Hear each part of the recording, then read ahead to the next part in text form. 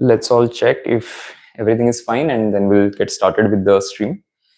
So, welcome to another Ask Me Anything session. So, this is Cat Chat and we're going to talk anything and everything about cat. So, if there are any questions, any queries that you have, feel free to ask me. I'll be very happy if we can discuss any of your concerns. So, thanks everyone for joining and let's start. So, okay. This from Gaurav. Hi Gaurav. Scores varying too much, especially in VRC, sometimes even single digit in VRC. Okay, so see, when it comes to fluctuations, right? Score fluctuations is a very common thing. It will happen to pretty much everybody. So it's not that students will have super consistent scores across all the mocks that they take. What you need to know, of course, is what is your baseline, which means that even on a bad day, what is the score that you get? For example, let's say that score could be 12 marks or 15 marks, right? That is the worst case performance that you can have. You may have done, let's say, even lower than that in some of the mocks, but that's okay. You can always ignore those things. See, in the remaining days, there's no point focusing on the bad days that you have seen, right? So I will not keep wondering or thinking about the worst mock that I had, but I'll rather focus on the best mocks that I've taken and how I have done in those mocks. So understand the baseline performance. Let's say whatever 12, 15 marks is the baseline. Now, whatever you do, right, is going to be over and above that, right? So I will always ensure that I get n number of questions correct. And the way to do that is to be very confident of what you're attempting, right? See, if I know that, okay, this looks good, I've eliminated all the other options, this is for sure the answer that I'm going to go with, you go with that. There will be days when, let's say, things don't work out. You may fall down to say 80% or 75 or 70% accuracy, but then you also need to plan your attempts accordingly. So if you know that perennially my accuracy has been, let's say, about 60%, the only way you can push your score in the remaining days is going to be increasing the attempts rather than worrying too much about your accuracy, because you have figured out now that my accuracy is on the lower side. There isn't much that you can do in the remaining days around that, but you can definitely have more control on your attempts. So you can always increase the speed a little bit, but just be careful. So it should not fall significantly if you increase your attempts. Okay. This is from Krishna. My percentile predictor shows my average percentile 75. Is there any chance that I score 90 plus in CAT 25? Because my SimCAT 19 scores also got dropped by 21 marks. Okay. So see, percentile prediction that we give, right, in the My IMS dashboard, it is based on an algorithm that we created, which tries to understand what is the relationship between the average SimCAT scores of the student and how the students eventually performed on the CAT. Now, this is based on past several years data that we have done. Understand that it is a prediction, right? So ultimately, with all predictions, either you will outperform that prediction or you will underperform. The lower the prediction is, there is a higher chance that you will outperform that, right? So for example, if somebody is getting, let's say, a prediction of about 70 percentile, most likely you will end up doing much more than that, because there is a lot of dead weight, as I previously also mentioned in a lot of my sessions, that it automatically pushes up your percentile. So I'll not worry too much about it. If your prediction is about 75, I think you can get to a 90 as well. But again, it all depends on how you perform on the test day. Okay. Okay, a lot of you are discussing among yourselves, so that's fine. You can continue to do that.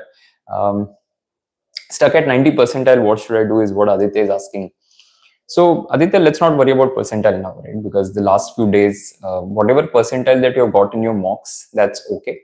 Let's worry about raw score now, right? So are you scoring, say, n number of questions correctly every single time, right? For example, in one mock, maybe you've done 10 questions correct. In the next mock, you've done 7 questions correct.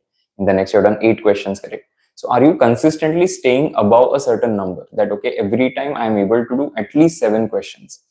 That is the number that I will look forward to, that, okay, this is what I'm getting right now. On the test day, depending on the how the difficulty is, that number is going to change, but you will be able to realize that while you're solving. So while you're solving, you understand that, okay, typically I'm able to solve so many questions by the time I am, let's say, halfway in the paper, but today I'm able to solve more. It's a sign that, of course, the paper is slightly easier, or you have done slightly better in terms of your performance, right? So two things can happen. You just have to understand that and perform accordingly. right? So I'll not worry about what percentile I'm getting right now. It's okay. I mean, if it is 90, it's fine. If it is 95, it's still fine. If it is lower, it is still fine, correct? So right now, let's not worry too much about percentile.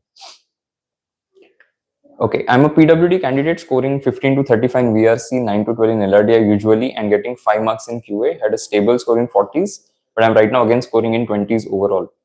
Okay, so see, if you are getting 15 to 35 in VRC, right, that's a pretty decent score. I think you definitely have a lot to improve when it comes to QA. So I will say, if you can handle a few more topics of arithmetic, it will do wonders to your score. So make sure that you do arithmetic in the remaining days, which will help you to increase your score a little bit. 9 to 12 in LRDI, so mostly you're doing what, one set. If you can do 1.5 set or 2 sets by pushing yourself a little bit, nothing like that. So additionally, from here on, basically you have to look at one extra DLR set, and I would say about three arithmetic questions. If you can do 3 to 4, that's going to really add a lot to your score. I always score in VRC between 6 to 12.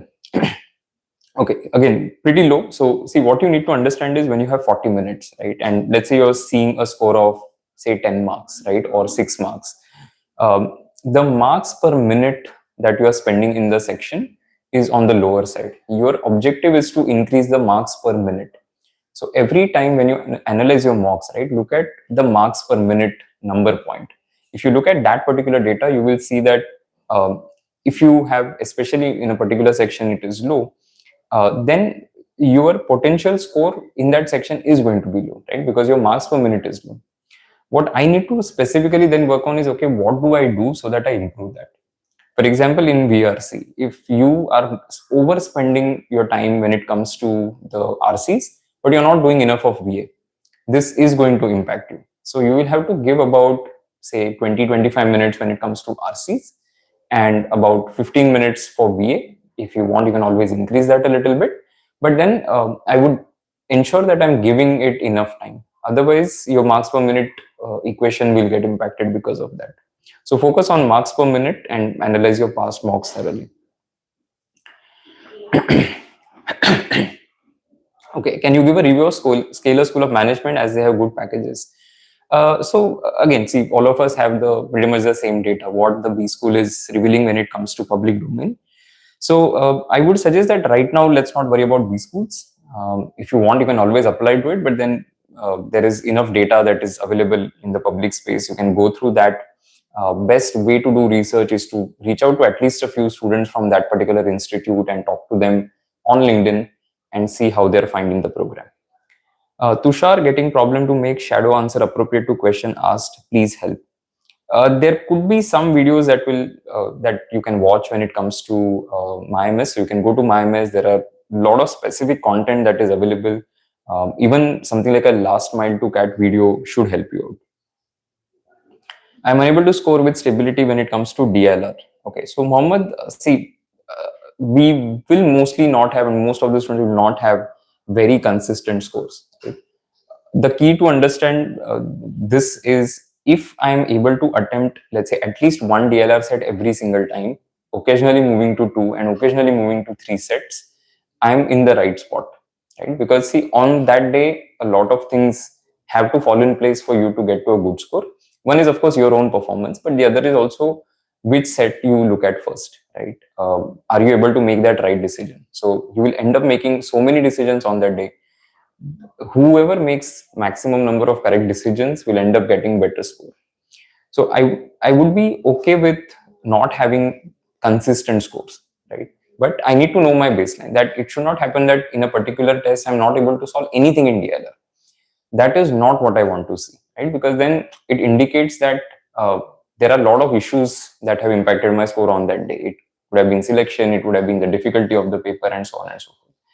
At least one set I should be able to manage in any paper that I take, because I have what, 40 minutes. So in 40 minutes, even if I spend 10 minutes identifying the right set that I should be doing, the easiest set, I will have 30 minutes to do that one single set. So it should definitely not happen that you're not able to solve a single set when it comes to DILR. At 75 plus score in SimCAT, what can I expect in actual CAT? So 75 plus is a good position to be in, Premanand. So I think you are doing pretty well if you're getting 75 plus.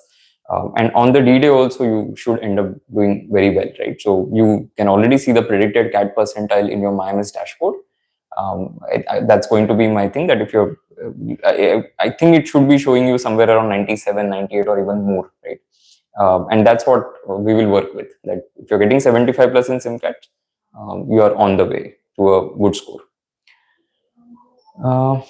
Okay, this is from Parsh. Can you give a review of, okay, I've already answered this question. Mishra, getting only 34 marks, how to get at least 45 to 50? Okay, so every mock that I take, right, I have to now analyze it from that lens, that what are these areas from where I could have scored, but I didn't. So ABC analysis, right? Looking at the questions that this was definitely an A category question. Maybe I skipped it. Maybe I didn't even see that particular question. Maybe I started solving it and got stuck. Whatever be the problems, I have to address that.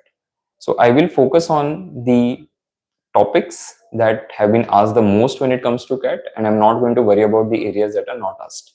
So every single test that I have already taken and I'm going to take, I will just focus on category A and category B questions. I will not worry about category C questions. See, because in the last few days, right, who will benefit from doing a category C question practice is going to be people who are, let's say, in the 99 point something range when it comes to QA section. But people who have not got there will not benefit from doing a lot of C category questions right now. So I would encourage people to focus on A and B category questions so that you are able to get to a higher score. This is from Badri. Difficult to clear cutoff. How do I clear? VRC is coming less the cutoff, while DILR Quant I'm able to cross the sectional with difficulty. Okay, so see, when it comes to VRC, right, again, there are a lot of strategy videos that are available in MyMS. Please have a look at it, especially the last mile to CAT video. If people have not seen, I would recommend that you watch it because it contains all the sectional strategies as to what you should do to increase your attempts and accuracy both. So have a look at that. Nancy, should we repeat solve CAT past year papers if weak section is quant? I have solved one. Should I focus on SimCATs? Okay, so if you have already solved it and you did it well the first time you solved it, you don't have to redo all these questions. I would rather spend time on doing SimCAT so that I am able to also see how I react to difficult situations and when the time pressure is ticking, right? So I would not then recommend you to do the entire past year questions again if you have already done it. Getting only around 40-42, how to boost marks in the last 2 weeks. Kratika Jaiswal. Okay, so this is not going to be very different from what I mentioned. You will have to analyze your mocks and focus on the A and the B category questions and completely ignore C category questions. It's not going to help you much looking at the score range where you are at this point of time. So focus on A and B. Make sure that you look at the data points that we give you: time per question, toppers time, p-value, marks per minute that you spend in the section, all of that. Okay, for VRC, what are the tips for the remaining days? Harsh, so I'll definitely do a lot of mocks, but I will also do a little bit of reading just for fun, say about 30-40 minutes of reading if I can do that, just to take my mind away also from CAT. And it will still ensure that I am reading something on a regular basis. Read a variety of stuff. I would try and read, let's say, 4 to 5 articles from different sources every single day. If you don't want to do that, you can always do RC practice. So you can do RC practice from your courseware or online. You can do all of that. And in addition to that, of course, the mocks that you will end up taking. SimCAT score 35, drop lena sahi rahega or government job. Okay, so see, you will have enough time to decide that. I mean, just a matter of few days, right? So from now on, you focus on CAT, let the CAT get over, and you'll have enough time to decide what you should be doing from here on. Is there a separate cutoff for CA or other than general, or is it the same? So there is no separate cutoffs as such. See, different institutes, the way they shortlist candidates is different. Some of them, what they do is they have the academic category. So for example, IMA, right? So there is AC1, AC2 and so on, wherein there is a distinction between, so you are not getting shortlisted in the same manner the way, let's say, an engineer is getting shortlisted, because they fall in a different academic category. So in that case, you are basically fighting with all the CAs who have applied to IMA to get your shortlist. But cutoff is not different as such. I mean, the sectional cutoffs and the overall cutoff requirement is exactly the same. I'm getting 70 to 90%, I'm guessing that's percentile in past year papers. On what basis should I fill my colleges? Okay, so take the higher scores that you're getting. So if you're getting, say, about 90 percentile in the past year questions, you should be applying to B schools that fall in the 85 to 95 percentile range, so that you also have a few aspirational colleges, just in case you get a better score on the final day. Or if the score falls down a little bit, you also have some backup options. So I would say work with that plus or minus 3 to 5 percentile range compared to the predicted CAT percentile that you have, or the equivalent CAT percentile that you got on the past year question papers. Okay. Oh, we got a lot of queries. Yeah. I would request all of you to not pose the same question again and again, because what happens is then I might end up missing some of the questions. So if you asked a question, just stay on that for some time. I'll try and take as many queries as I can.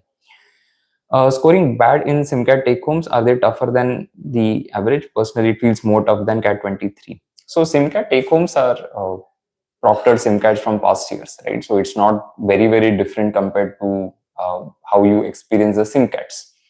Now, what happens is a lot of students say that they in fact find SimCAT take homes to be easier because they have seen similar question types, right? Either in the past year question papers or they have appeared for the proctored SimCATs. So there's no easy or difficult, I would say, right? What you need to understand is, basis that particular paper, were you able to do justice to it? Correct. And it doesn't matter whether it was easier or more difficult compared to some other particular paper. So if the paper says that, okay, you could have done, say, 2 DLR sets comfortably, have you done 2 DLR sets, right? That's the question that you need to ask yourself. So I'll not worry too much about how they compare relative to either the proctored SimCATs or the CAT, right? Each paper is different and you have to treat it that way. SimCAT percentile is equal to actual percentile. No, so SimCAT percentile is different, right? SimCAT percentile is basically, let's say 15,000 people end up taking a particular SimCAT. Your percentile will get calculated on the basis of those 15,000 people. The predicted CAT percentile that we give is based on an algorithm that we use, which estimates how people perform on the actual CAT compared to their average SimCAT percentile.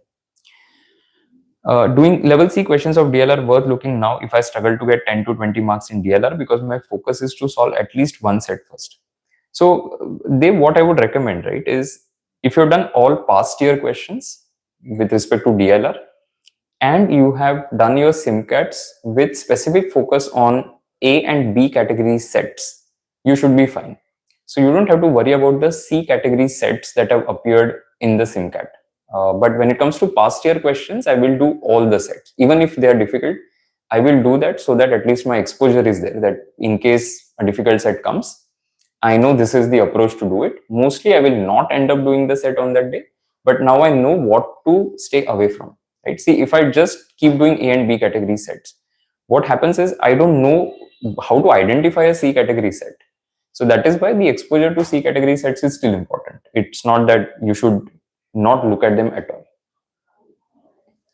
I haven't done past year questions yet. Should I attempt them as mocks or just practice? You can do both, I would say. On a day when you're taking a full length test, you can take even a past CAT paper as a full length test, or you can just continue to do it offline without any time pressure. 80 to 19 SimCATs, can I cross 99.5? Yeah, why not? Right? See, technically, anybody who is here, right, or any student for that matter, you can definitely go up, right? So there is nothing stopping you from doing that. But see, whatever I've understood from all these years of test taking, right, is you don't control everything when you go for a test, right? You have a control, of course, on, okay, you follow a process, you look at you do your analysis and say, okay, fine, this looks more easy, this looks difficult. You do all of that and you try and do the best that you can, right? Ultimately, what will matter also is how you have done relative to others. So standalone, your performance might be fantastic, but relative to others, that may not suffice for you to get to a certain percentile. So you have to push as much as you can and don't worry about percentile while you're solving the paper, right? You have to just focus on that paper and say, what is the maximum number of questions that I can do today correctly so that I get to a higher percentile? Okay, I'm not able to solve any set in DLR, but once I get help how to start, I can do it. Okay, so see, that's the whole key, right? I mean, the challenge itself is identifying what's a doable set, what is the starting point, and then following that through to get to the final thing. So that's the art of it, right? Now, you're not going to learn the art in the last 2 weeks. What you need to do is you need to analyze the past papers, you need to do the sets, you need to do SIMCATs, and you will realize, okay, how to identify what's a doable set, what's not a doable set. And you just need to execute that properly. But overnight improvement is not going to happen, right? So I would not set wrong expectations for anybody, because otherwise you'll get disappointed. What you need to understand is, see, everybody has been putting efforts. Somebody definitely is out there who has put far more effort compared to what you have put. So that person will get benefited because of all of that, right? So it's not going to be that that person has put in more effort and you will end up doing much better than that person, right? You might end up doing better, but it's not that on when it comes to discipline and the amount of effort, that person has already beat you, right? So you focus on what you control and what you can do in the remaining days, and keep pushing it, right? So every day, if I can do, let's say for example, now you asked about DLR. Maybe you know that you haven't done enough DLR sets. Now what do I do? So I can do, for example, if most of the students are doing, let's say, 4 or 5 DLR sets every day, you can do maybe 8 to 10 DLR sets every day, but you can't suddenly start doing 20 DLR sets a day because you don't have enough time. So do the max that you can, take enough rest, and just hope that things will fall in place on that day. I'm taking per RC 14 minutes. That's a little too much. I'm able to get at least 6 right in VA. Shall I do 1 RC and all VA, or 2 RC and some VA? Okay, so if you're getting 6 right in VA, let's say on average solving time of about 2 minutes per VA, I don't know, maybe you might be doing, let's say, 7 or 8 VA questions. So if you're doing that, you're spending about 15 minutes on the VA, correct? That leaves you with 25 minutes, which will not give you enough time to do, unless you go a little bit fast, you will not be able to hit 3 RCs.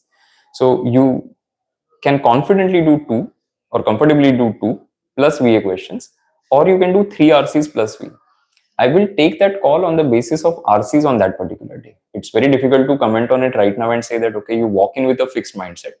But my rough plan is going to be, I should do 2 sets plus, let's say, 8 VA questions. Or if not that, then 3 sets and whatever VA questions that I can handle. Nidhi, I'm getting 40 percentile. Please help ways to improve and how many questions to attempt in each section. Okay, so when it comes to lower percentile estimates or current scores, you have to first look at score versus percentile table of the last several years, and you will see that even if you get, let's say, 3, 4, 5 questions correct in each of the sections, you will be in a position to get to a reasonable percentile. I'm not saying the percentile will be great, but it will be reasonable. So you look at score versus percentile tables. All of them are available on the B School Zone, so you can check it out on bschoolzone.imsindia.com. And when you do your SIMCATs or past SIMCATs that you have done, or the past CAT papers, just focus on easy questions. So especially for somebody like you, what I would recommend is, when you do Quant section, right, look at question number 1, 2, 3, identify the one that you know and solve that. Then you look at question number 4, 5, 6, identify the one that you can solve, do that. If you take, let's say, even 5 minutes to solve a particular question, and if you keep doing this exercise, that I look at 3 questions, I identify the easy one and I do it, what will happen is, at the end of, let's say, about 30 minutes, right, you would have done 6 questions. Now if you have done 6 questions correctly, that score is enough to get to a reasonable percentile in Quant. So I will follow this approach, right? So there are ways in which you can maximize. The biggest way, or the most or the best way rather, is to find the easiest questions and just attack them, do them correctly.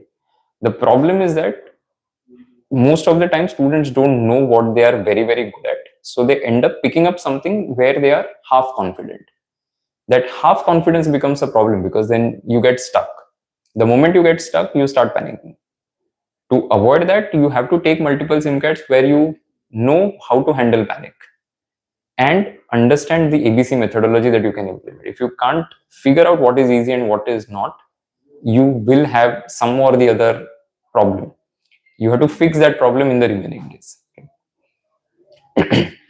What would be the safe score to get 90 marks, 90 percentile? Okay, there's no such safe score. Okay, so it depends on the paper. Let's say tomorrow paper comes out to be easy. Everybody's score is going to go up, right? So there's no fixed number, but you can look at the B school zone. There you will find data of the last 4 years of how things have been when it comes to individual sections and then score versus percentile. Okay, my CAT predicted percentile is about 1991. Should I expect the same or more? What should I focus more on, PYQs or SimCATs? Okay, so for a lot of you who have asked PYQs versus SimCATs, my answer is very simple. See, today we are doing this session, right, on the 17th. Now, from here on, depending on, okay, how many mocks you have taken in the past, how many past year questions have you done in the past, you will have to decide on a number that, okay, this is the number of tests that I'm going to solve. As in test, not solving something without time limit. These are the full length tests that I'm going to solve, so 2-hour duration. And I'm going to take them in the same slot that I'm going to follow on the testing. That is very important. So let's say that number comes out to be that, okay, I'm going to take 8 mocks. I put it in my calendar that, okay, on this date, I'm going to take the mock. On the remaining days, you can decide what you want to do. You can do like a past year question paper without any time limit, or you can do even SimCAT take homes, right, that are available as sectionals. So you, let's say you do 3 sectionals. 3 sectionals is equivalent to 1 paper. So even on the non-test days, you are still doing equivalent of a test. So you can follow this. Now, with respect to the full length test that you're going to take, it ideally should be a combination of your past papers and SimCATs. So combination is better. I don't want to overdo either. So I'll not do all SimCATs, but I'll ignore past year questions, or the vice versa. So what I'll do is I'll do a mix. I will definitely do some hard papers like CAT 23, for example, and I will also do some moderate papers like CAT 24 or CAT 22, right? So do a mix of all of this. It's not a matter of this or that. Ideally, you should do both. Okay, I'm struggling with DILR section. Sets feel difficult during the test, but in analysis they turn out to be type and solve them quickly. How can I improve my selection strategy? Please watch the video which is available in my IMS, Last Mile to CAT. It contains how do you rate DILR sets. So please follow that approach. It will help you. Suddenly started facing mistakes, blocked in calculation. For example, could not do 24 minus 8, 16 happening in practice as well as mock. What could have went wrong? It started overnight. Okay, so really bad calculation mistakes do happen. It has happened with me as well. I have written things like 13 into 8 incorrectly in the paper. It just sometimes pressure, right? So you know that, okay, there is some high stake thing that is going to happen, and that pressure starts building up. But if you make a mistake, right, one-off mistake, I'm completely okay with. If it is like a particular type of mistake that is happening again and again, please write things down somewhere. So you can actually maintain an error log wherein you write down that, okay, these are the silly mistakes that I've made. So that next time when you encounter a situation like that, you know that, okay, I have to be doubly sure and I will maybe recheck my calculation and do this. Okay, but mistakes do happen. I mean, that's a part of the entire test taking game. When I take a mock, I notice that I'm unable to solve many questions in Quant, but once the mock is over, I'm able to solve. See, this will happen to a lot of people, right? Whether it is DILR or it is QA, that when you do it in the analysis stage, you will end up solving a lot of questions. So one is, of course, there's a time pressure and all of that, because of which you end up not performing to your potential. The other thing is, see, when you see a question for the very first time, right, and when you're taking it in the test, you try and do XYZ things. So maybe you try one approach, okay, it does not work out. You try another approach, it does not work out. Now, let's say you end up skipping that particular question, and now you're gone to analyze that question. So paper is done, you are analyzing the question. Now you already know that, okay, this particular approach does not work, this particular approach does not work. So there is that third approach that I have to think about. And then suddenly everything falls in place. So this is because you have seen that question and your brain has pondered over it for some time, and now you know what you're not supposed to do. And because of that, you end up finding a lot of questions easy in the analysis stage. I'm scoring around 30-35 in Snap mock. Should I apply for Snap? Absolutely, you should. 30-35 is good. You have room to improve, but then 30-35 is decent to apply for Snap. Please make video on SOP writing and show some sample SOPs. Oh, by the way, I've already done it in the FMS video. So if you see the FMS form filling guideline video, I've already mentioned how to write the SOP for FMS. Okay, my score in VRC used to be 36-38. In the beginning has drastically fallen to 21-22 now. How to improve? I analyze my sets and have given 20 plus marks. So Pratiksha, firstly, good thing on the effort, right? So the fact that you have taken 20 plus marks tells me that you are a serious candidate, right? So in the recent few days, if this has happened, I don't know if it is, but it could be a function of sometimes over solving. So what happens is we keep solving questions and we are not taking enough rest. So if it is because you are taking, let's say, a mock every day, or maybe you're taken 2 mocks in a day, and because of that the score has dropped, I would definitely suggest you to take a quick break. Again, I'm not saying that you take a break in the sense that don't do anything for one day, but you take a break from test taking. So maybe it's one day when you're not doing any full length test and you're just doing offline practice. So this is one recommendation. The other is, if you were getting higher scores, right, do a relative comparison of the 2 mocks. So let's say there is one mock wherein you got a high score. Look at the question selection table of that particular mock, and then do a contrast of that with a mock where you got a low score. So again, a question selection. So it will tell you whether your question selection went wrong, because if that has been the case, then you can fix that. See, if it is like a major content issue, let's say for example in Quant, a lot of people have not done some topics. You can't fix a lot of content issues in the remaining days, but you can fix elements of strategy that will help you to get a higher attempt and score. Scoring high scores in past papers than SimCats. Yeah, that will happen to a lot of students. So that's by design. SimCats, we try and make SimCats sometimes very difficult as well, more difficult than CAT, just to give students a sense of what can happen. Okay, constantly scoring in the range of 55-16 SimCats, can I expect about 95% in actual CAT? Sure, why not? So 55-60 is a good score to have consistently if you're getting it. I'm using the round strategy approach to solve questions in quant section, but still end up being stuck up on one question, which exhausts much of my time. Okay, again, I'll go back to my SimCat analysis and the table wherein you see for each of the question how much time you has taken. So when you look at that table, you see anything that is more than 4 minutes. Clearly, it's a sign that something has gone terribly wrong. You sat on a question for a very long time, because when you think of it, 4 minutes is basically 10% of the time duration that is available to you, right? So you have 40 minutes, 4 minutes is what you're spending, let's say, on a question, that is 10%.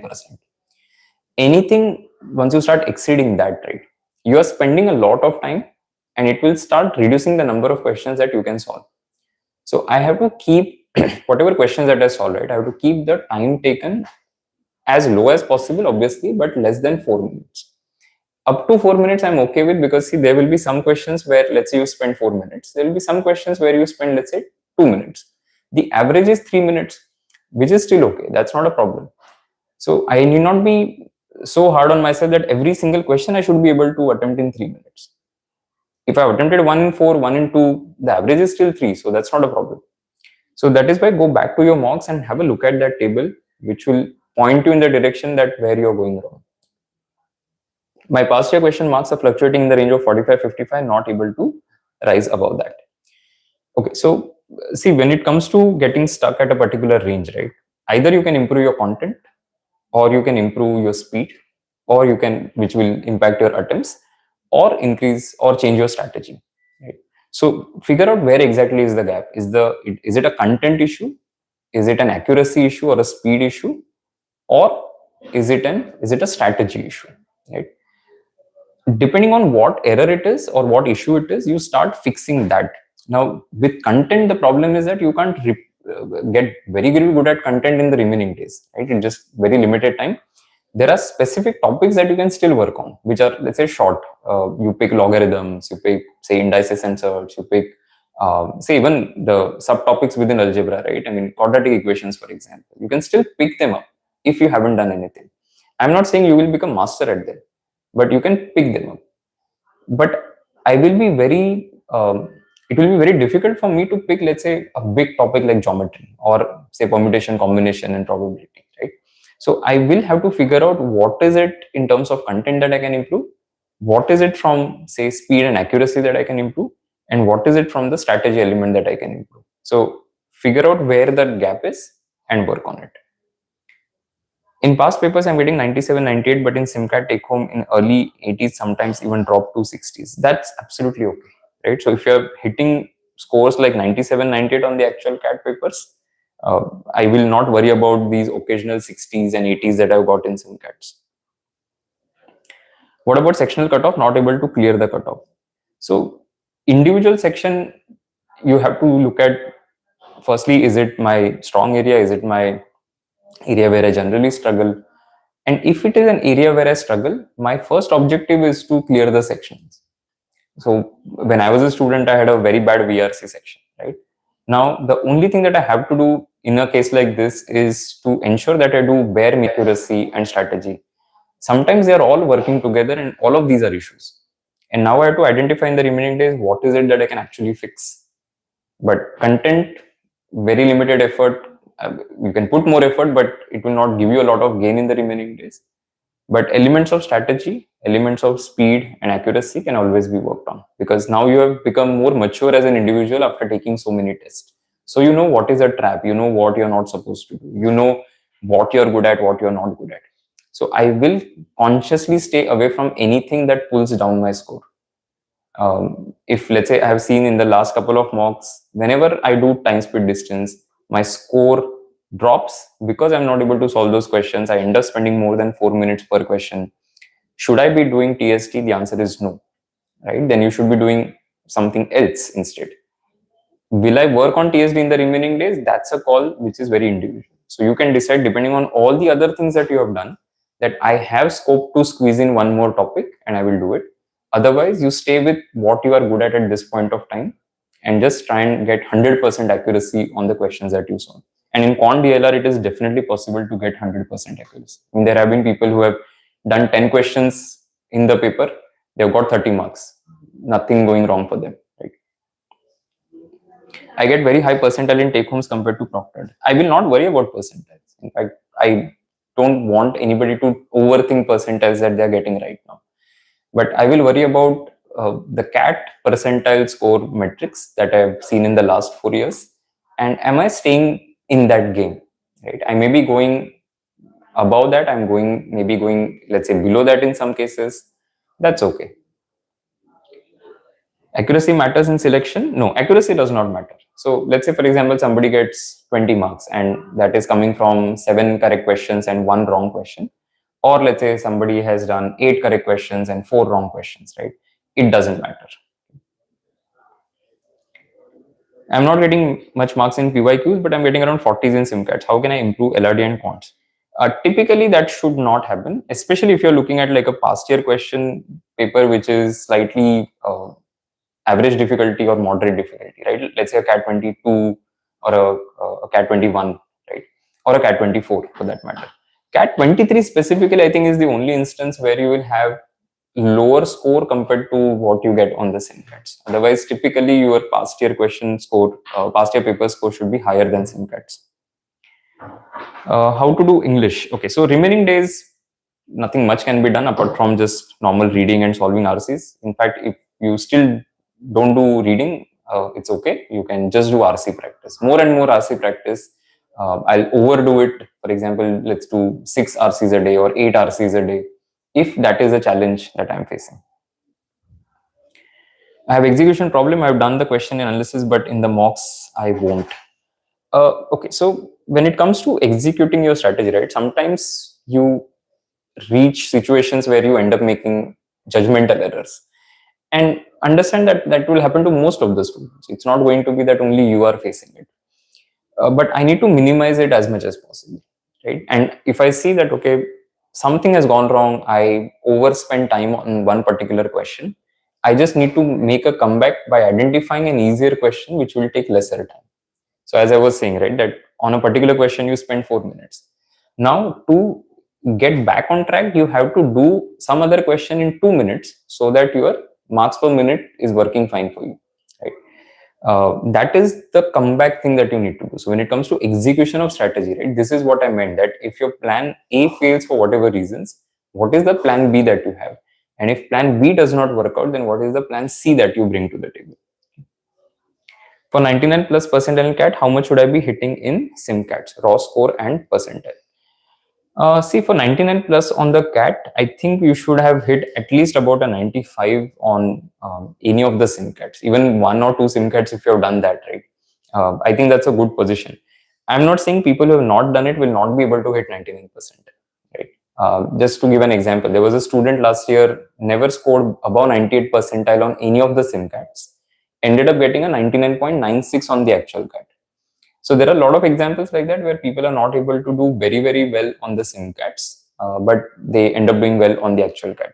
But if you get, let's say, even a 95% on any of the SimCATs, you know that potentially you can hit a 99. Whether it will happen on that day or not, that's a question for, I mean, to which nobody has an answer to, right? I mean, how can I answer that question right now without having seen anything about the paper? I used to get 90, 98 percentile in SimCATs, but recent 7 mocks I'm getting score of around 70, which is still good, Pulkit. I'm suddenly stuck at 80, 87 percentile. Okay, so that is why I said specifically don't worry about percentile. Because see, right now what will happen, and in the last few days it will happen more, is that you will have a lot of people, let's say engineers, IITians, NITians, they will come and start taking the test, right? Because that happens every single year. So we have seen generally the number of takers starts going up towards the end, and because these students are used to cramming things in a limited period of time, they will take, there are people who are like, they will take, let's say 20-30 mocks in the last 2 weeks, right? And there's nothing right or wrong, I would say, but the best, of course, they should have ideally started earlier. Anyway, now because of the increased number of students like that in the SimCAT pool, your percentile will drop at that score. So the same score in some other SimCAT would have yielded you a higher percentile. In this one, it will yield a lower percentile. So that is why not worry about percentile. I think your score is fine. You need not worry anything. For 9, okay, this I've answered. Getting 30-40 marks in SimCAT, what should be the target for CAT? Target for CAT will be as high as you can, right? So don't get limited by the numbers that you see, right? See, let's say, for example, you are somebody who goes to the gym, right? And let's say every day you have been lifting, let's say, a 4 kg dumbbell, right? And you have never tried a 6 kg, right? And maybe one day you tried 5 kg and you realize that, okay, I can lift it. The next day you became a bit stronger and now you can do 6 kg. So you have been working towards improvement, right? Every single day. So think of the day when you started CAT prep as to what you knew about VRC, DILR and QA versus where you are right now and what you know. The things that you've got in between the 30-40 marks that you have seen on SimCATs, these are not judgments, right? These are basically indicators of how you're performing. Actually, how will you perform on the CAT day depends on a lot of things, right? So I would say that you don't get limited by the numbers that you have seen on your SimCATs. Okay, I'm getting 50s in SimCAT. How much to improve to get 95 percentile in CAT? A couple of questions in each of the sections, right? So you're going to need, I would say, somewhere around, if you can add maybe 2 to 3 attempts per section, that will definitely push you up. Okay, so we have another 5 minutes. I, of course, will come back again on Wednesday to do this. So it's not that I'm going anywhere. I'll take a few more questions and then we'll call it a day. Okay, I hope the discussion has been helpful to all of you. And if you have been benefited, you can always let us know through the comment section. Okay, VRC, safest way to clear VRC sectional. Identify the easiest one RC and identify possibly the easiest 4 VA questions and solve them, right? So if you can do one RC and few VA questions correctly, you should clear the sectional cutoff. But easier said than done. How to get rid of fatigue that is common whenever starting quant in a full mock? See, precisely that is what we have been telling you to prepare for. So when we say that you have to take all your SimCATs from now on in the same slot, there is a reason behind it. So that you maintain the composure and the energy for the entire 2 hours duration. So a lot of it comes down to even having the say the right amount of nutrition, right? If you know that you are not consuming that enough, it is going to hamper the performance in some or the other way. So let's say try doing this, right? You take a mock without having any food, and you try taking a mock with, let's say, a lot of food, right? You will see some difference there as to how you feel while you're taking the test. So that is why start taking mocks in the same slot. That's number one advice. The second is, whenever you are done with a particular section, right, take a momentary, just a moment, right, just a small pause for about 5 seconds, 5 to 10 seconds. You close your eyes, and what you need to do is you need to see, okay, this particular section got done, I have one more section to go, I have 40 minutes, I can do whatever I want after those 40 minutes, but these 40 minutes I'm going to do the best thing that I can do, right, which is identifying the easy questions and attacking them. So you believe in the process that you have followed so far. Energy issue can be handled through nutrition. You have the right amount of food, you have water as well. A lot of people forget water, so they don't realize that if you don't have water, you will start getting dehydrated. So if the way to identify is, if the roof of your mouth is dry, you are already dehydrated. Okay, so have little bit of water, but then don't overdo it, otherwise you'll have to go to the washroom, right? So all of this timing is what you need to practice when you do SimCATs. That will improve your stamina. I'm averaging between 80-90 raw score in SimCAT. That's very good.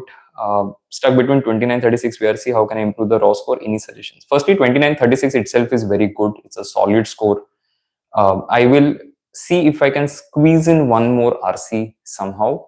Maybe a few questions from that RC, if not the entire RC.